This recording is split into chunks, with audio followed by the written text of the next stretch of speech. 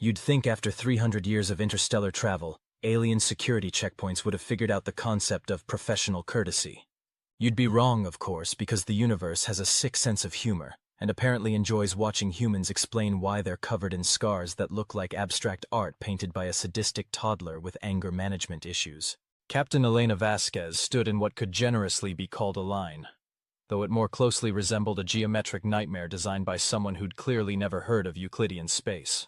The Zephyrian spaceport's security checkpoints stretched in directions that hurt her brain to contemplate, filled with beings that defied both logic and several fundamental laws of physics.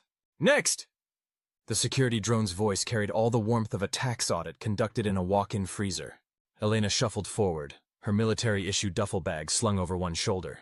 Behind her, a crystalline traitor was arguing with another drone about whether his naturally occurring laser emission organs counted as weapons. Ahead, something that looked like a cross between a jellyfish and a filing cabinet was being subjected to what appeared to be an extensive pat-down by a security bot with entirely too many appendages for the job. "State your business, species, and planet of origin," the drone demanded as Elena approached the scanner arch. "Elena Vasquez, human, Earth. I'm here for the Galactic Defense Summit." The drone's optical sensors whirred with the sound of machinery that hadn't been properly maintained since the last ice age. "Remove all metallic objects, weapons, and artificial implants before proceeding through the scanner." Elena began the familiar dance of emptying her pockets. Combat knife, check. Sidearm, check. Emergency beacon, check. The various bits of shrapnel that served as unfortunate souvenirs from her last 3 deployments. Well, those weren't coming out without surgery. "That's everything removable," she said, placing her gear in the provided bin. The scanner arch lit up like a Christmas tree having an epileptic seizure. Alarms blared. Warning lights flashed in colors that probably didn't exist in human visible spectrum. The security drone's optical array practically vibrated with mechanical outrage. "Anomalous readings detected. Please remain stationary for enhanced scanning." Because of course they would. A second drone, this one larger and more intimidating in the way that only bureaucratic machinery could be, hummed over to join the party. Its sensors swept over Elena with the thoroughness of an IRS audit, and roughly the same level of personal violation. "Extensive scarring detected. Metallic foreign objects embedded in skeletal and muscular tissue. Evidence of repeated trauma consistent with warfare activities." The first drone tilted what passed for its head. "Have you participated in military conflicts?" Elena blinked. Slowly. Because sometimes the universe delivered questions so magnificently stupid that they deserved a moment of respectful silence before being answered. "I'm a captain in the Terran Defense Corps. I'm here for a military summit. Yes, I've been in combat. Scanning indicates 17 separate instances of projectile wounds, 11 episodes of explosive trauma, and..." The drone paused, its sensors whirring uncertainly. "What appears to be bite marks from an unidentified species." "Vorthak warhounds," Elena explained patiently. "Charming creatures, about the size of a small aircraft with twice the attitude and 3 times the teeth." The second drone's optical array swiveled to focus on something over Elena's shoulder. A low harmonic hum filled the air, the Zephyrian equivalent of polite attention-getting. "Excuse me," said a voice like wind chimes having a philosophical discussion. "Did someone mention Vorthak warhounds?" Elena turned to find herself facing a Zephyrian diplomat, all flowing crystalline structures and graceful lines that somehow managed to convey both elegance and the distinct possibility of spectacular violence if properly motivated. The being's chromatic patterns shifted through what Elena had learned to recognize as curiosity mixed with professional interest. "Ambassador Kethvar," Elena said, offering a respectful nod. "I didn't expect to see you here." "Captain Vasquez." The ambassador's patterns shifted to something warmer. "I was hoping to catch you before the summit began, though I confess I hadn't expected to find you providing entertainment for our security personnel." The security drones were now engaged in what could only be described as mechanical confusion, their sensors scanning back and forth between Elena and the ambassador, as if trying to process the concept that someone important actually knew the heavily scarred human, causing all the scanner malfunctions. "Ambassador," the first drone said, its voice somehow managing to convey the electronic equivalent of panic. "This individual has triggered multiple security protocols. Weapons training, combat experience, extensive battle damage." "Yes," Ambassador Kethvar said, their patterns cycling through what Elena recognized as barely controlled amusement. "She's one of the heroes of the Rigel campaign. Captain Vasquez here helped save approximately 14 billion lives during the Vorthak incursion 3 years ago. The silence that followed was the sort of profound quiet that usually preceded either enlightenment or catastrophic explosions. Elena watched as the security drone's sensors continued their frantic scanning, as if they could somehow process their way out of the bureaucratic nightmare they'd stumbled into. Perhaps, the ambassador continued with the sort of diplomatic grace that could probably diffuse a supernova, we might expedite the captain's security clearance. I believe her credentials are well established. Processing. Cross-referencing galactic military databases. Elena leaned against the scanner arch and settled in for what was clearly going to be a wait. Take your time. I've got nowhere to be except the summit meeting that starts in 45 minutes. Behind her, the line of increasingly impatient travelers was beginning to stretch into what might charitably be called infinity. A hegemony trade representative was tapping one of his many feet in a rhythm that suggested either extreme agitation or possibly a mating dance. The crystalline trader had apparently given up on the laser organ argument and was now attempting to explain why his emotional support mineral couldn't be considered a weapon, even though it glowed with enough internal energy to power a small city. You know, Elena said to Ambassador Kethvar, I'm starting to think the real reason nobody invades Earth isn't our military prowess. It's the paperwork. The ambassador's patterns shifted through several cycles that Elena was pretty sure translated to laughter. An astute observation.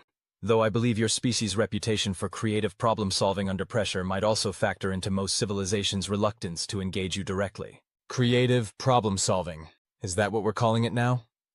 Processing complete, the security drone announced with the sort of mechanical triumph usually reserved for chess-playing computers that had just achieved checkmate. Captain Elena Vasquez, Terran Defense Corps, decorated veteran of the Rigel campaign, the Siege of Proxima Station, and the Vorthak incursion. Security clearance level, Omega-7. Elena raised an eyebrow. Omega-7? That's new. Apparently, Ambassador Kethvar noted, your recent activities have earned some attention from the Galactic Defense Council. Omega-7 clearance is typically reserved for beings who have demonstrated what the regulations term exceptional competence in crisis resolution through unconventional methods. Unconventional methods, Elena repeated. Right. Like that time I convinced a hegemony dreadnought to surrender by challenging their captain to single combat, and then showing up with a mech suit I'd jury-rigged from spare parts in pure spite.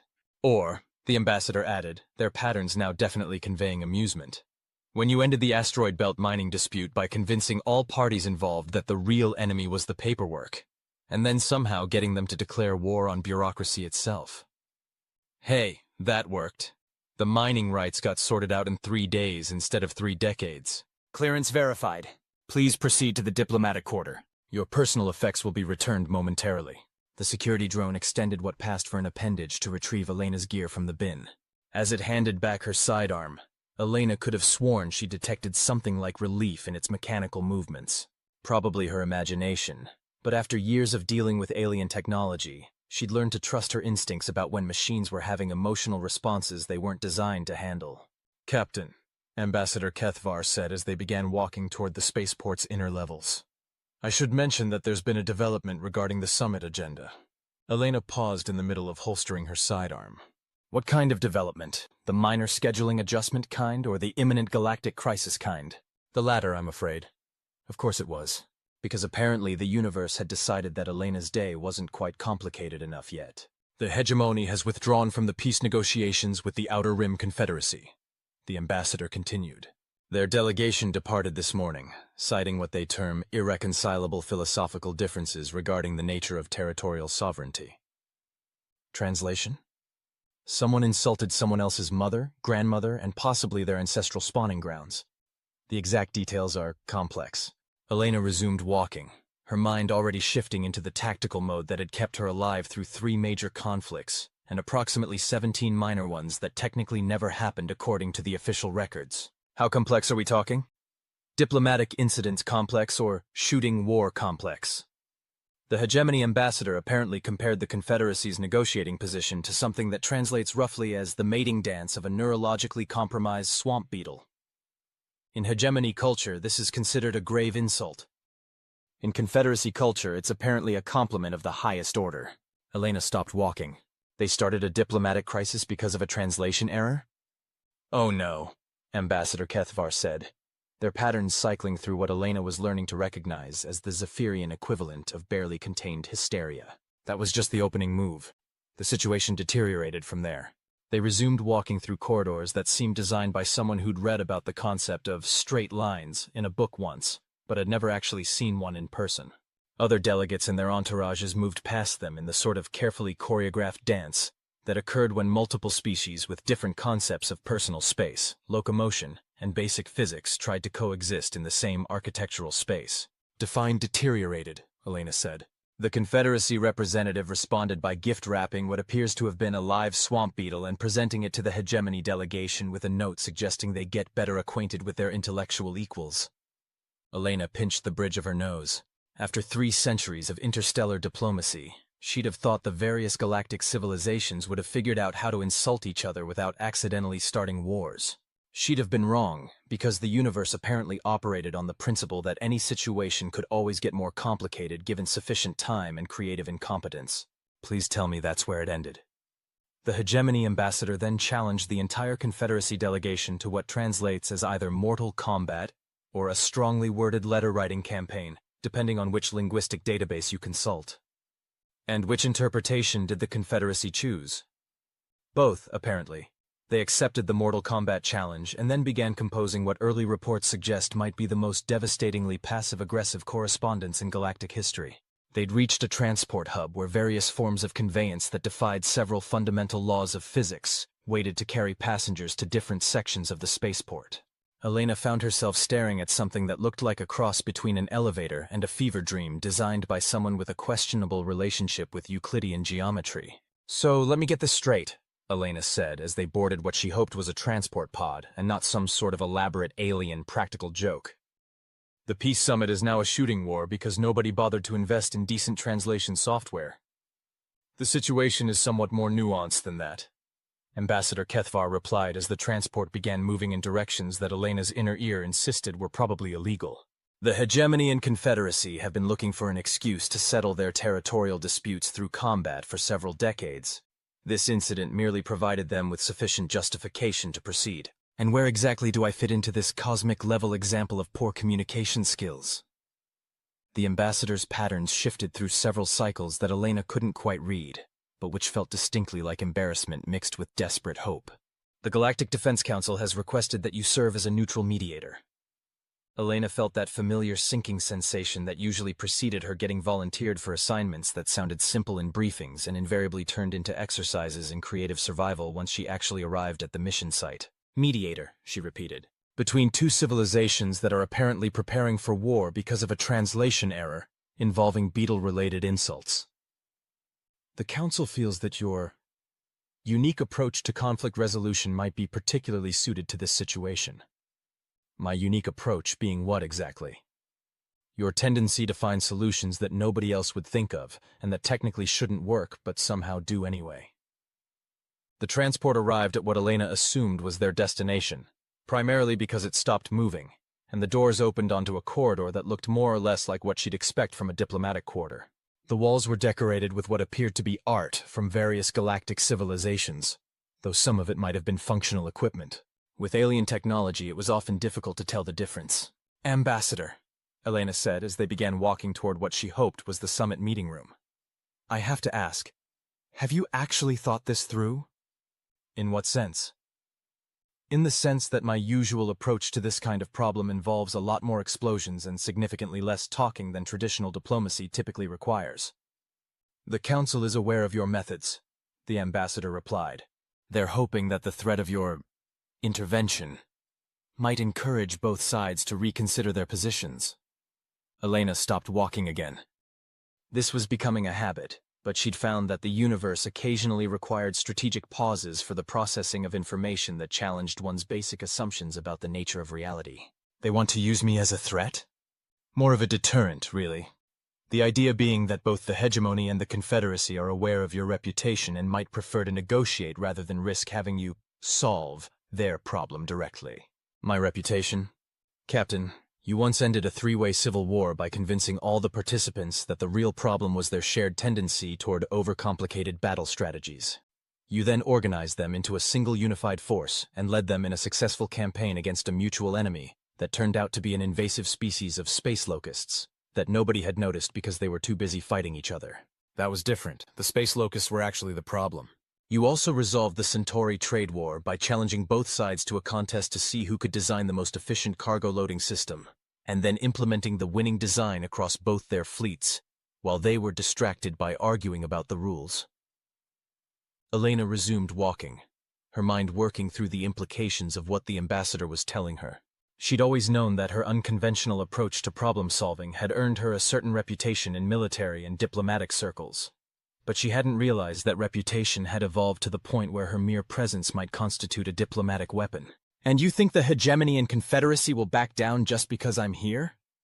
We're hoping they'll at least agree to listen to alternative solutions before proceeding with formal declarations of war. They'd reached a set of doors that managed to look both impressively ceremonial and vaguely threatening, which Elena had learned was standard for high-level diplomatic facilities. The sort of doors that said, "Important things happen here," while simultaneously suggesting that those things might involve varying degrees of violence if negotiations went poorly. "One more question," Elena said. "What happens if they don't back down?" Ambassador Kethvar's patterns cycled through something that Elena was fairly sure represented the diplomatic equivalent of a shrug. "Then we'll see how creative you can get with a problem that involves two interstellar civilizations, approximately 47 billion potential casualties, and a swamp beetle." Elena looked at the doors, then at the ambassador, then back at the doors. The familiar weight of her sidearm against her hip felt somehow inadequate for the scope of what she was apparently walking into. "You know what?" she said finally. "I've had worse assignments." The doors opened. The summit meeting room looked like it had been designed by someone who'd studied every major galactic civilization's concept of impressive ceremonial space, and then decided to implement all of them simultaneously. The result was an architectural nightmare that somehow managed to be both magnificent and deeply uncomfortable to look at directly.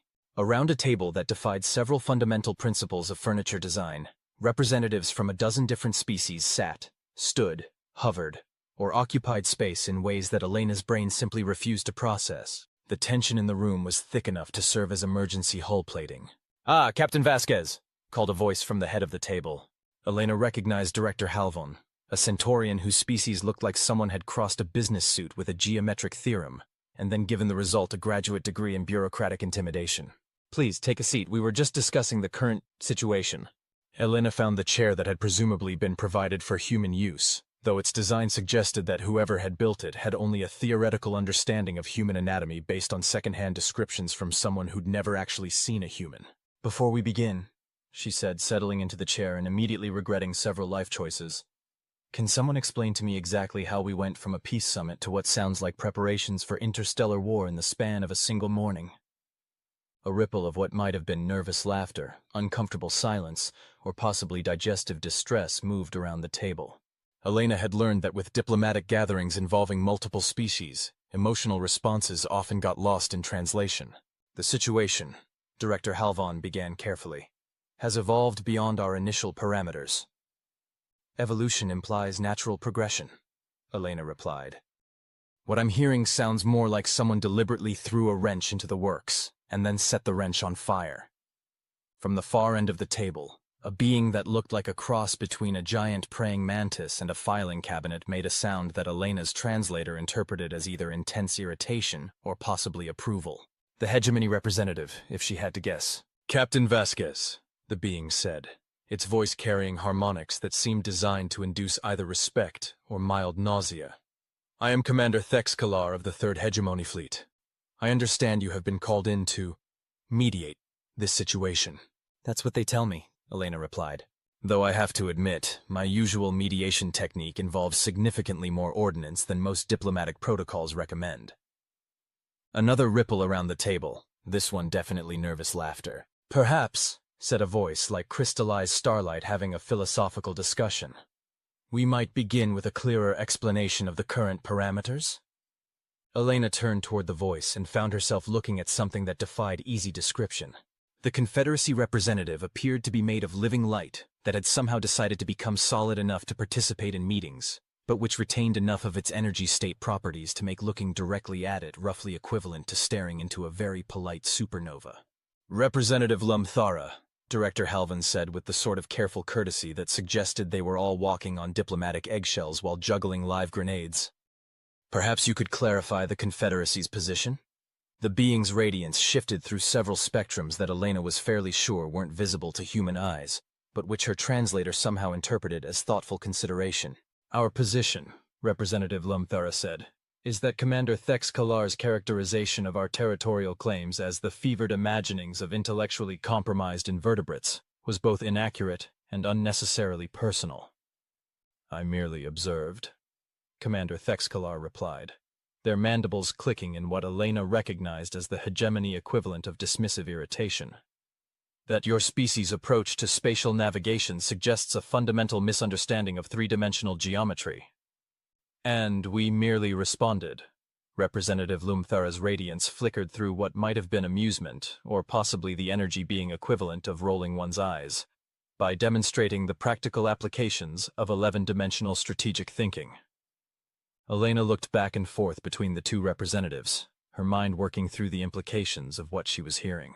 Let me see if I understand this correctly, she said. You're preparing for war because you can't agree on how many dimensions space actually has? The silence that followed was the sort of profound quiet that usually preceded either enlightenment or spectacular explosions. It's more complicated than that, Director Halvon said eventually. It always is, Elena replied. But let me take a wild guess. The territorial dispute isn't actually about territory. It's about two different civilizations having completely different concepts of what territory means in the first place. Commander Thex Kalar's mandibles clicked again, this time in what Elena was learning to recognize as thoughtful consideration rather than irritation. You demonstrate insight, Captain Vasquez. The hegemony's territorial claims are based on traditional three-dimensional spatial boundaries and resource distribution patterns, while the Confederacy, Representative Lumthara added, their radiance shifting through several spectrums that felt like agreement, operates on the principle that space is merely one dimension of a multidimensional territorial matrix that includes temporal, quantum, and consciousness-based factors. Elena leaned back in her chair, which responded by making sounds that suggested either mechanical distress or possibly approval. She'd encountered this sort of problem before, though usually on a smaller scale, and with species that occupied roughly the same dimensional framework. So you're fighting over territory that you can't even agree exists in the same way, she said. The hegemony sees star systems and planets. The Confederacy sees what exactly? Probability matrices, Representative Lumthara replied. Consciousness intersection points, temporal nexus configurations. What your species might term the territory of potential. And you're both right, Elena said, because you're literally talking about completely different things. Another silence. This one feeling less like impending doom, and more like the universe pausing to consider whether it was possible for a situation to be simultaneously completely logical and utterly insane. Captain, Commander Thex Kalar said, their voice carrying overtones that Elena's translator interpreted as grudging respect. Are you suggesting that our territorial dispute is based on a fundamental philosophical incompatibility rather than actual resource competition? I'm suggesting, Elena replied, that you're both trying to claim ownership of different aspects of the same space, and instead of figuring out a way to share it, you've decided to go to war over a translation error. Representative Lumthara's radiance flickered through what was definitely amusement now. Your analysis demonstrates remarkable clarity for a three-dimensional being. Thanks, I think. But here's the thing. Wars are expensive, messy, and tend to break things that are expensive to replace. Before you commit to blowing each other up over a philosophical disagreement, maybe we should explore whether there's a way for you to both get what you actually want without having to kill billions of people in the process. Director Halvin leaned forward, their geometric features somehow managing to convey both hope and deep skepticism. Captain, are you suggesting that there might be a diplomatic solution to what appears to be an irreconcilable difference in fundamental worldviews? I'm suggesting, Elena said, that before we write off diplomacy entirely, we should figure out what each side actually needs rather than what they think they want. She stood up from her chair, which made a sound that definitely indicated relief, and began pacing around the table. It was a habit she'd developed during her military career. Moving helped her think, and thinking was generally preferable to shooting when dealing with problems that involved entire civilizations. Commander Thex Kalar, she said, what does the hegemony actually need from the disputed territories? The hegemony representative's mandibles clicked thoughtfully. Resource extraction rights, mining operations, industrial development opportunities, space for expansion of our manufacturing infrastructure. And Representative Lumthara, what does the Confederacy need? preservation of quantum consciousness matrices, protection of probability flux patterns, maintenance of temporal stability in key nexus points. Elena stopped pacing and looked at both representatives. So the hegemony wants to build things, and the Confederacy wants to make sure that building those things doesn't mess up the fabric of space-time. A crude but essentially accurate summary, Representative Lomthara agreed. Which means, Elena continued, that you're not actually competing for the same resources. You're competing for the right to use the same space in completely different ways. An astute observation, Commander Thexkalar said. However, it does not address the fundamental incompatibility of our requirements. Our industrial operations would necessarily interfere with their consciousness matrices. Would they? Elena asked. Or are you just assuming they would because you're thinking about this in terms of traditional three-dimensional industrial development? She resumed pacing, her mind working through the implications of what she was learning about both civilizations' actual needs and capabilities. Representative Lomthara, when you talk about consciousness matrices and probability flux patterns, are you talking about things that require physical space, or are you talking about patterns that exist in the quantum substrate underlying physical reality?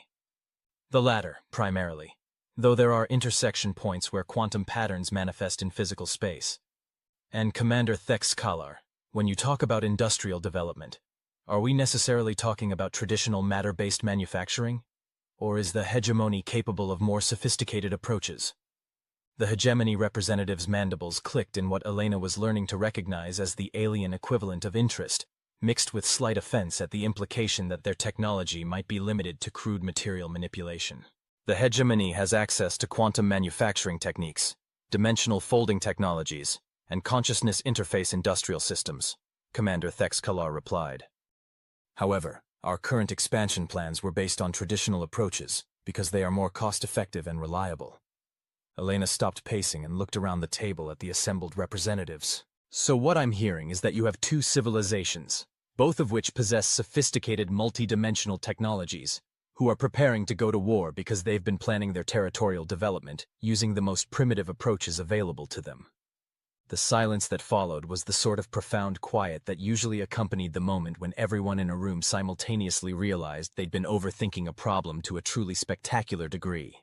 Captain Vasquez, Director Halvan said carefully, are you suggesting that the solution to this territorial dispute might involve collaborative development using both civilizations' advanced technologies? I'm suggesting, Elena replied, that before we start shooting at each other, we might want to explore whether the hegemony's quantum manufacturing capabilities and the Confederacy's multidimensional consciousness technologies could be combined in a way that lets both civilizations get what they need from the same territories. Representative Lomthara's radiance flickered through several spectrums that felt like excitement mixed with cautious optimism. A consciousness-guided quantum manufacturing matrix, they said slowly. Industrial development that follows probability flux patterns, rather than imposing arbitrary three-dimensional constraints. Commander Thexkalar's mandibles clicked rapidly as they processed the implications. Manufacturing operations that enhance rather than disrupt quantum consciousness patterns, they mused. Industrial development guided by multidimensional awareness rather than limited by traditional spatial thinking. It would require unprecedented cooperation between our civilizations, Representative Lomthara noted. It would require us to trust each other with our most advanced technologies, Commander Thexkalar added. Elena looked back and forth between the two representatives, both of whom were clearly working through the possibilities and implications of what they were discussing. Yes, she said. It would. The question is, would you rather trust each other with your advanced technologies, or trust your militaries with the lives of 47 billion people? The silence stretched long enough for Elena to wonder if she'd pushed too hard, too fast. In her experience, revolutionary solutions to complex problems often sounded either brilliant or insane, and sometimes the only difference was timing and presentation. There would be significant logistical challenges, Commander Thexkalar said finally. There would be unprecedented opportunities for technological advancement, Representative Lomthara added. There would be risks, Director Halvan noted. There would be benefits, Elena countered. And more importantly, there would be no war. She resumed her seat, which made sounds that suggested it was reconsidering its structural integrity, but was willing to continue supporting her weight for the sake of galactic peace. Look, she said, I'm not saying this is simple. I'm saying it's possible, and possibility is usually a better starting point for negotiations than inevitability. Commander Thex Kalar and Representative Lumthara looked at each other across the table, their completely different forms of existence somehow managing to convey a shared moment of consideration. "Captain Vasquez," Commander Thex Kalar said, "would you be willing to serve as liaison for preliminary discussions regarding the implementation of such a cooperative framework?" "If Representative Lumthara agrees," Elena replied, "and if we can establish some basic ground rules for how this collaboration would work." Representative Lumthara's radiance shifted through spectrums that felt like agreement mixed with determination. "The Confederacy is willing to explore this possibility," they said, "though we would require certain safeguards to ensure that our quantum consciousness matrices are not compromised. The hegemony would need guarantees regarding industrial output and development timelines," Commander Thex Kalar added. Elena looked around the table at the assembled representatives, all of whom were now leaning forward with the sort of focused attention that suggested they'd moved from the possibility of war to the logistics of peace. "Then let's start with what we can agree on and work from there," she said. "First question. Are both civilizations committed to finding a solution that doesn't involve blowing each other up?" A chorus of agreement in various languages, harmonics, and spectrums of radiance filled the room. Second question. Are both civilizations willing to share technological resources if it means achieving better results than either could accomplish alone? Another round of agreement, this one more tentative but still positive. Third question. Are both civilizations prepared to spend the next several hours working through the details of how this might actually work, instead of preparing for war? The agreement this time was immediate and unanimous. Elena leaned back in her chair, which made sounds that suggested either mechanical satisfaction or possibly relief that it wouldn't have to support her through a shooting war after all. "All right then," she said. "Let's see if we can turn a diplomatic crisis into a technological revolution." 6 hours later, Elena found herself in Ambassador Kethvar's private office, nursing a cup of something that tasted like coffee but probably wasn't, while the ambassador compiled what appeared to be the most optimistic diplomatic report in galactic history. "So," the ambassador said, their patterns cycling through what Elena had learned to recognize as satisfaction mixed with professional amazement. "In the space of a single afternoon, you managed to transform a potential interstellar war into what might be the most significant technological collaboration in recent galactic history." "I pointed out that they were fighting over imaginary problems, instead of working together to solve real ones," Elena replied. "It's not exactly revolutionary diplomacy.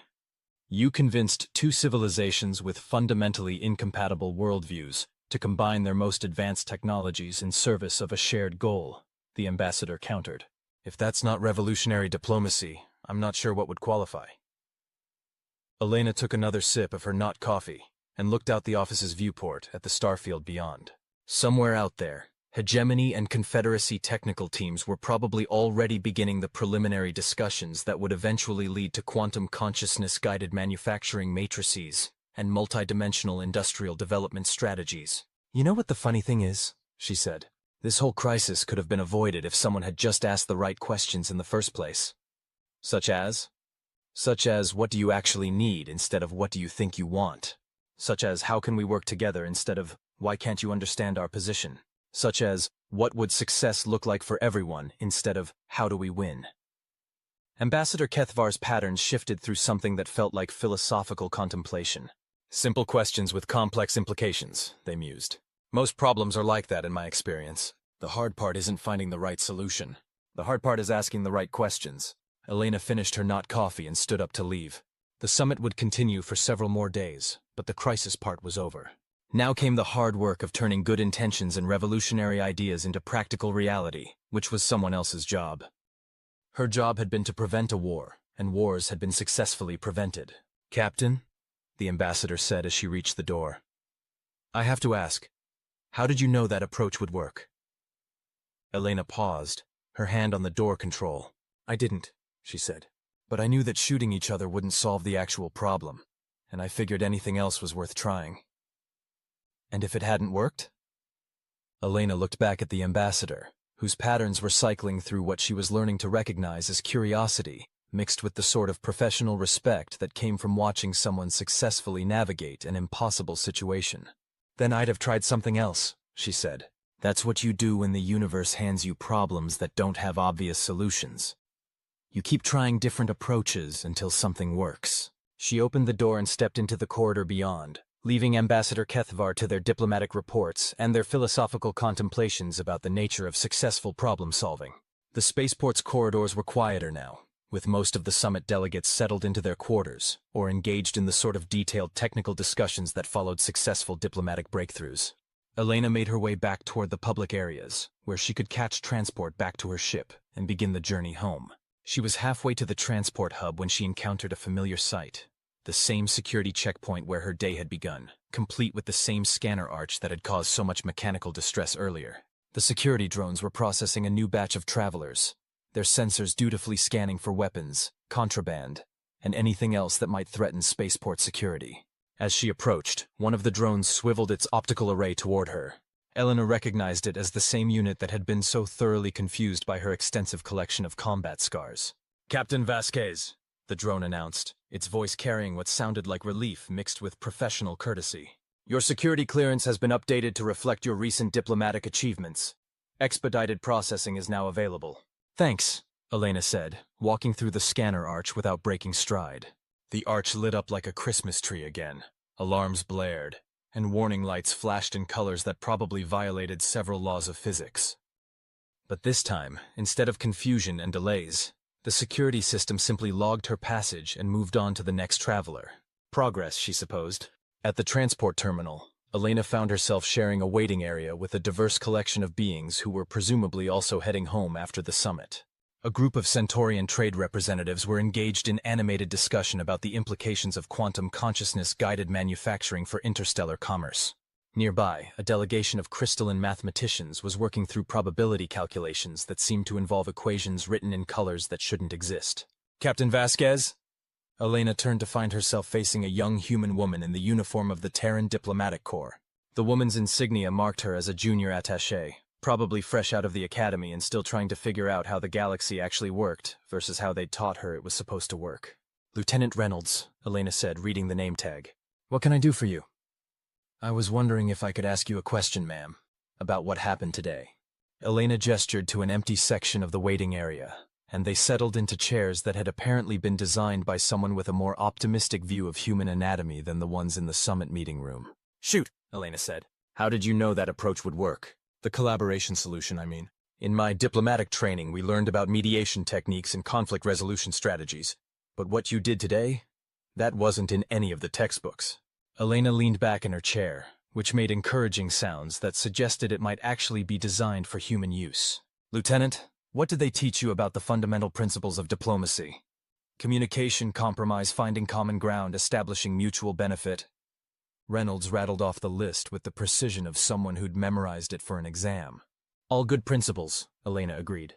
"But here's the thing they probably didn't mention. Sometimes the problem isn't that different groups can't communicate. Sometimes the problem is that they're communicating perfectly, but they're talking about completely different things." "I'm not sure I follow."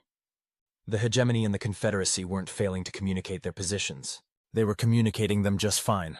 The problem was that their positions were based on completely different assumptions about the nature of reality itself." Reynolds frowned, working through the implications. "So traditional diplomatic compromise wouldn't have worked because there was no common framework for compromise?" "Exactly. You can't split the difference between 3-dimensional territory and 11-dimensional consciousness matrices. You can't find middle ground between mutually exclusive worldviews. What you can do is step back and ask whether those worldviews are actually incompatible, or whether they're just different ways of looking at the same underlying reality. And in this case? In this case, it turned out they were both right, but they were being right about different aspects of the same situation. Once we figured that out, the solution became obvious. A transport arrived at the terminal, and Elena could see through its transparent walls that it was heading toward the section where military and diplomatic vessels were docked. Her ride home, most likely. "One more question, ma'am," Reynolds said as they both stood up. "What do you do when the different worldviews really are incompatible? When there isn't an underlying reality that everyone can agree on?" Elena considered the question as they walked toward the transport. It was a good question, the sort that suggested Reynolds might actually have a future in diplomacy if she could learn to think beyond the textbook solutions. "In that case," Elena said as they boarded the transport, "you have to decide whether you're trying to solve a problem or win an argument.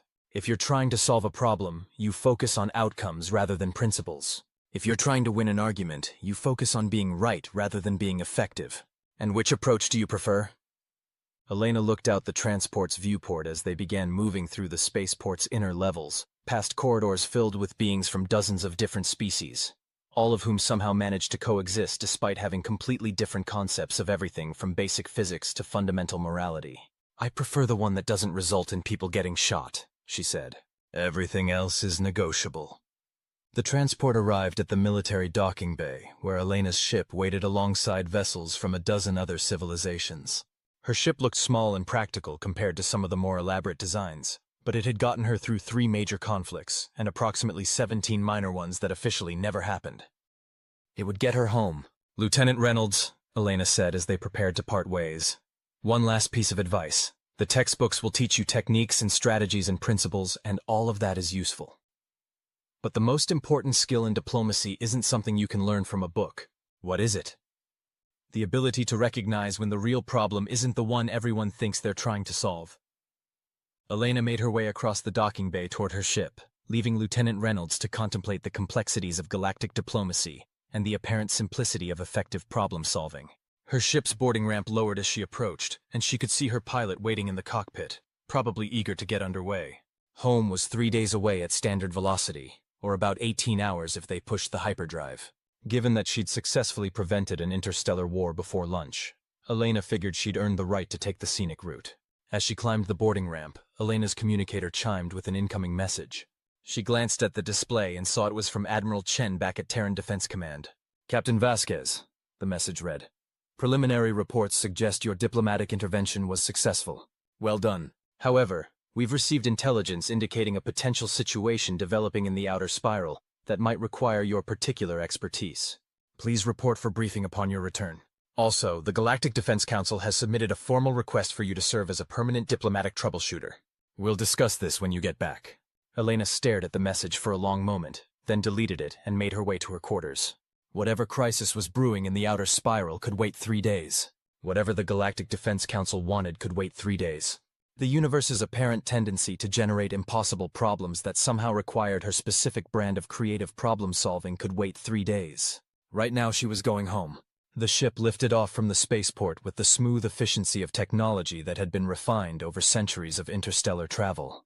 Elena watched through her quarters viewport as the Zephyrian homeworld fell away below them, its crystalline cities glittering in the light of twin suns. Somewhere down there, Hegemony and Confederacy technical teams were probably already deep in discussions about quantum consciousness matrices and multidimensional manufacturing strategies. Somewhere else, Ambassador Kethvar was filing diplomatic reports that would probably be studied in academies for decades as examples of successful crisis resolution. And somewhere else entirely, Lieutenant Reynolds was probably trying to reconcile her textbook understanding of diplomacy with the reality of how problems actually got solved when the universe decided to be complicated. Elena leaned back in her bunk and closed her eyes. In a few hours, they'd reach the hyperspace jump point and begin the journey home.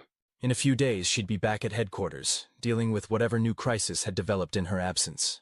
In a few weeks, there would probably be another impossible situation that somehow required her particular approach to finding solutions that shouldn't work, but did.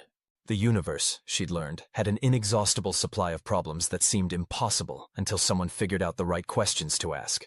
And for reasons she'd never quite understood, the universe seemed to think she was particularly good at asking those questions. It was a strange career, when she thought about it. Most people joined the military to shoot things. She'd somehow ended up in a job that mostly involved preventing the need to shoot things by convincing people to think about their problems differently. Not that she was complaining. Preventing wars was generally more satisfying than fighting them, and significantly less likely to result in additional scars that would confuse security scanners at alien spaceports. Her communicator chimed again. This time it was a message from Commander Thexkalar. Captain Vasquez, the message read. The Hegemony Technical Council wishes to express our gratitude for your intervention today. Preliminary analysis suggests that the collaborative approach you proposed could result in manufacturing efficiency improvements of up to 40% over traditional methods. We look forward to working with you on future projects. Before she could delete that message, another one arrived, this time from Representative Loom Thara. Captain Vasquez, the Confederacy Consciousness Matrix Authority has reviewed your suggestions regarding multidimensional industrial integration. Initial projections indicate that such an approach could enhance quantum stability patterns by several orders of magnitude, while maintaining full consciousness matrix integrity. We are eager to explore these possibilities further. Elena stared at the messages, then at her communicator, then at the messages again. Apparently, preventing one war had somehow resulted in her becoming the unofficial coordinator for what might be the most significant technological collaboration in recent galactic history. She deleted both messages and turned off her communicator. Tomorrow, she'd deal with whatever consequences her successful diplomacy had generated. Tomorrow, she'd read Admiral Chen's briefing about the situation in the outer spiral. Tomorrow, she'd consider the Galactic Defense Council's offer to make her a permanent diplomatic troubleshooter. Today, she was going home, and the universe's problems could wait until she got there. Elena pulled a blanket over herself and settled in for the long journey back to Earth. Outside her viewport, the stars streamed past in the familiar patterns of hyperspace, carrying her away from another crisis successfully resolved and toward whatever impossible problem the universe would present her with next. It was, she reflected as she drifted off to sleep, a pretty good day's work. No one had gotten shot, no civilizations had gone to war, and she'd only had to explain her scars to overly enthusiastic security scanners once. By her standards, that qualified as an unqualified success. 3 days later, Elena stood in Admiral Chen's office at Terran Defense Command, reading through a briefing packet that seemed designed to test her faith in the universe's capacity for creative problem generation. "Let me see if I understand this correctly," she said, looking up from the documents. "The outer spiral situation involves a three-way territorial dispute between a hive mind, a collective consciousness, and a singular entity that exists in 17 dimensions simultaneously." "That's the simplified version," Admiral Chen replied. "The actual situation is somewhat more complex." Elena looked back at the briefing packet, which was labeled, "Operation, Are You Kidding Me?" in letters that suggested someone in intelligence had a sense of humor about impossible situations. "And the Galactic Defense Council wants me to resolve this using the same approach that worked with the HFY Confederacy crisis. They seem to think you have a gift for finding solutions to problems that shouldn't have solutions." Elena closed the briefing packet and looked out the office window at the sprawling complex of Terran Defense Command. In the distance, she could see the launch pads where ships departed daily for missions across the galaxy, carrying personnel and equipment to deal with the universe's endless supply of complicated situations. "Admiral," she said, "can I ask you a question?" "Shoot." "When I joined the Terran Defense Corps, did anyone mention that my job description would eventually include preventing interstellar wars through creative interpretation of fundamental reality?" Admiral Chen leaned back in his chair, which made sounds that suggested it had been designed by the same people who built the furniture at diplomatic summits. "Captain," he said, "when you joined the Corps, did anyone mention that the universe would turn out to be this complicated?" Elena considered that question for a moment, then opened the briefing packet again. "Point taken," she said. "When do I leave for the outer spiral?" "Your ship is being prepped now. You'll have a full diplomatic support team, technical specialists, and authorization to use whatever approach you deem necessary to resolve the situation. And if I can't resolve it?" Admiral Chen looked at her with the sort of expression that suggested he'd been asking himself the same question. "Then I guess we'll find out what happens when a hive mind, a collective consciousness, and a 17-dimensional singular entity decide to settle their differences through combat." Elena stood up and tucked the briefing packet under her arm. "In that case," she said, "I'd better make sure I don't fail." She made her way out of the Admiral's office and toward the launch pads, where her ship waited to carry her to another impossible situation that would somehow require her particular brand of creative problem-solving. Behind her, Admiral Chen was probably already fielding communications from the Galactic Defense Council, the Hegemony Technical Council, and the Confederacy Consciousness Matrix Authority, all of whom apparently had projects they wanted to discuss with the human who'd figured out how to turn a diplomatic crisis into a technological revolution. Ahead of her, the outer spiral waited with its three-way territorial dispute and its collection of entities that existed in ways that challenged basic assumptions about the nature of consciousness, identity, and spatial relationships. Elena smiled as she boarded her ship. The universe, it seemed, was determined to keep her busy, which was fine with her. After all, someone had to ask the right questions when everyone else was too busy preparing for war to figure out what they were actually fighting about. And apparently, that someone was her. The ship lifted off into the star-filled darkness, carrying Captain Elena Vasquez toward another crisis that probably couldn't be solved and definitely shouldn't exist, but which would somehow require exactly the sort of impossible solution that she seemed to specialize in finding. It was, she reflected as Earth fell away below them, a strange way to make a living. But somebody had to do it. The end.